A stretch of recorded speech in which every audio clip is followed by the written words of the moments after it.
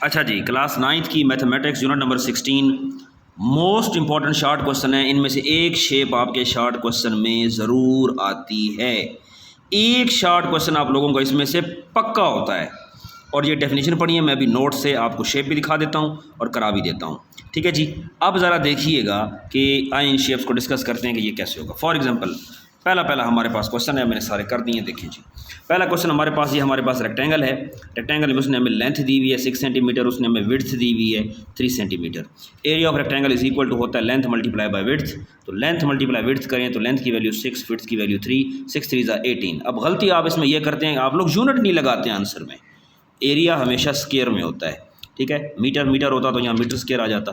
Centimetre multiply centimetre तो centimetre square. मेहरबानी कीजिएगा इस चीज़ की।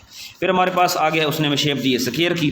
स्क्वायर की उसने हमें एक ही लेंथ दी है। स्क्वायर आपको पता है कि जिसकी सारी साइड्स क्या हों, इक्वल हों। ये 4 है तो ये भी 4 होगा, ये भी 4 होगा, ये भी 4 होगा। उसने हमें लेंथ दी हुई है। और एरिया ऑफ स्क्वायर का क्या फार्मूला होता है? लेंथ मल्टीप्लाई लेंथ या लेंथ का स्क्वायर, एक ही बात है। जिस तरह 5 का स्क्वायर होता है, यानी 5 मल्टीप्लाई 5, तो आपकी मर्ज़ी, आप लेंथ का स्क्वायर लगाओ या लेंथ मल्टीप्लाई लेंथ लिखो, एक ही बात है। सो लेंथ मल्टीप्लाई लेंथ करेंगे तो 4 सेंटीमीटर मल्टीप्लाई 4 सेंटीमीटर कितना आ गया? 16 सेंटीमीटर स्क्वायर। यूनिट का ख्याल करना है, मैं दोबारा बता रहा हूँ। तीसरा हमारे पास फिर शॉर्ट क्वेश्चन, उसने हमें पैरेललोग्राम दी है और ये मैंने बना दी है। देखें इसमें उसने हमें बेस दी है। ये देखें, अगर ये 8 है तो ये भी 8 होगा, ठीक है। तो ये उसने हमें बेस दे दी है। ये बेस है, ऊपर हम उसने हमें हाइट दी है 4 सेंटीमीटर। तो बेस हमारे पास 8 सेंटीमीटर है, हाइट हमारे पास 4 सेंटीमीटर है। एरिया ऑफ पैरेललोग्राम हमारे पास बराबर होता है base multiply by height. Base की वैल्यू 8 सेंटीमीटर है, हाइट की वैल्यू 4 सेंटीमीटर है। 8 4 32 centimetre multiply by centimetre, centimetre square, ये हमारे पास हो गया।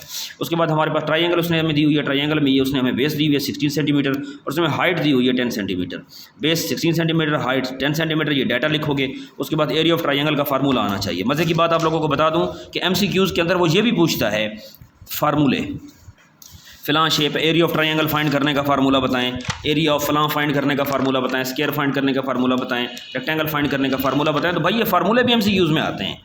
तो एरिया ऑफ ट्राइंगल बराबर होता है 1/2 into base multiply by height. ये 1/2 ये आ गया, बेस की वैल्यू 16 सेंटीमीटर ये आ गई और हाइट की वैल्यू हमारे पास, ये हाइट की जगह 10 आ गया। 116 मल्टीप्लाई बाय 10 करोगे तो 160 सेंटीमीटर स्क्वायर हो जाएगा। 160 सेंटीमीटर स्क्वायर से 2 डिवाइड हो रहा है, 2 का टेबल 160 पे 80 टाइम, तो हमारे पास आ गया 8 सेंटीमीटर स्क्वायर। तो पहला हमारे पास जो डेफिनेशन जो है वो एरिया ऑफ फिगर है।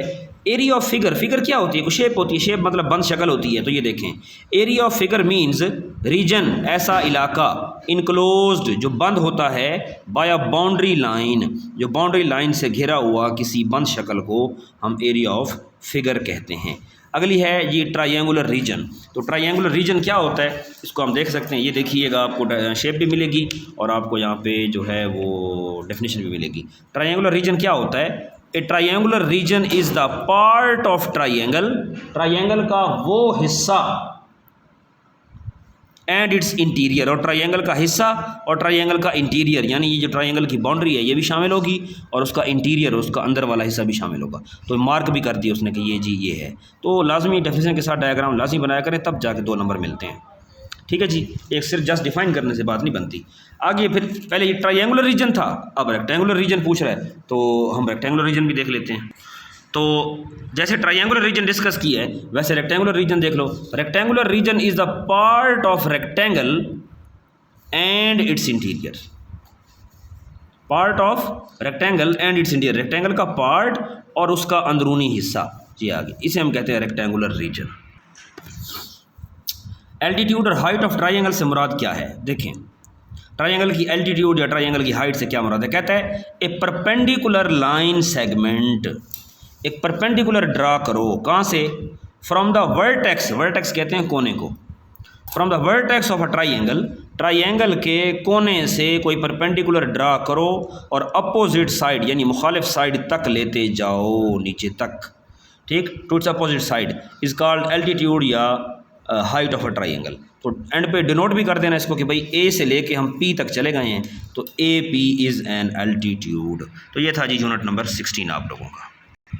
आगे जी आप लोगों के मोस्ट इंपॉर्टेंट MCQs यहाँ पे वो दे रहा है कि सिमिलर फिगर्स क्या होती हैं, कांग्रुएंट फिगर्स क्या होती हैं, सिमिलर फिगर का एरिया सेम होता है नहीं होता, कांग्रुएंट फिगर का सेम एरिया होता है नहीं होता। भाई उस सारी बात को छोड़ो, आप सबसे पहले ये जान लो कि सिमिलर से क्या मुराद होता है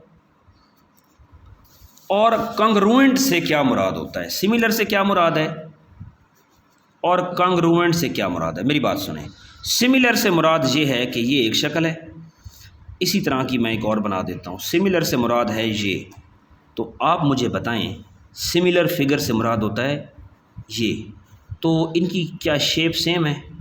जी बिल्कुल, शेप इनकी सेम है, बट इनका एरिया सेम नहीं है।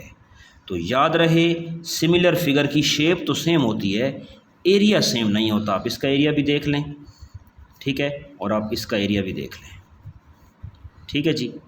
अच्छा, कंग्रुएंट से मुराद होता है, आज एक बात जान लो, कंग्रुएंट से मुराद है जिसकी साइड भी सेम हो, जिसके एंगल भी सेम हो, जिसका सर एरिया भी सेम हो, भाई same to same exact to the point जो चीज़ हो ना, उसे कंग्रुएंट बोलते हैं।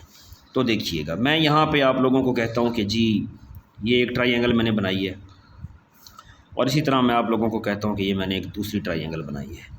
आप कहते हैं जी बिल्कुल इनकी साइड्स भी सेम हैं, एंगल भी सेम है, एरिया भी सेम है, तो ये कहलाएंगी कांग्रुएंट। तो अब मैं आपसे पूछूं कि कांग्रुएंट जो होती हैं वो सेम इन शेप होते हैं, तो बात ठीक है या गलत है?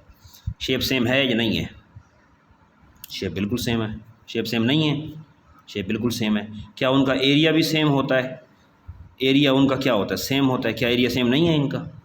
तो कांग्रुएंट से मुराद है जिसकी साइड, एंगल, एरिया आपस में इक्वल हो। तो जब साइड, एंगल, हर चीज़ इक्वल है तो उसकी शेप भी क्या होगी? सेम। उसका एरिया भी क्या होगा? सेम। लेकिन सिमिलर शेप्स जो होती हैं वो शेप तो उनकी सेम होती है, शेप इनकी सेम है, वो भी गोल है, वो भी सर्कल है, ठीक है, लेकिन एरिया सेम नहीं होता। तो similar figures have same shape but different area.